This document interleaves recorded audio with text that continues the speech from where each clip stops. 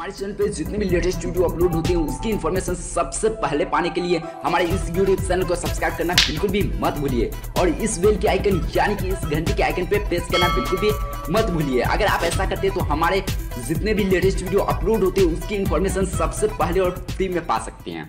पूरा नाम अलेक्जेंडर तृतीय तथा अलेक्जेंडर मैसेडोनियन। जन्म जुलाई 356 BC।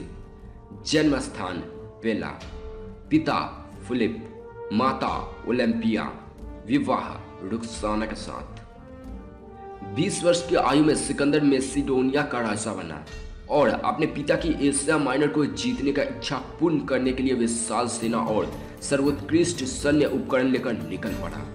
बचपन से ही उसने विश्व विजय का सपना देखा था। अनेक शानदार युद्ध अभियानों के बीच उसने एशिया माइनर को जीतकर सीरिया को पराजित किया और मिस्र तक जा पहुंचा, जहां 332 ईसा पूर्व में उसने अलेक्जेंड्रिया नाम का एक नया नगर बसाया।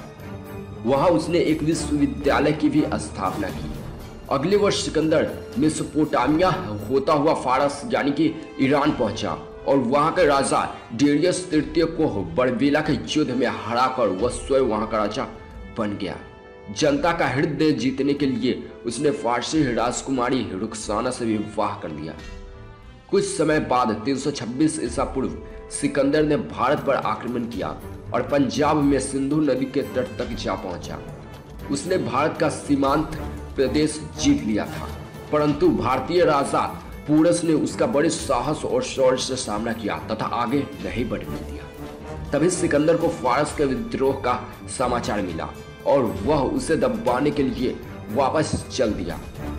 वह 323 ईसा पूर्व में बेबीलोन पहुंचा और वहां पर उसे भीषण ज्वर ने जकड़ लिया। उस रोग का कोई इलाज नहीं था।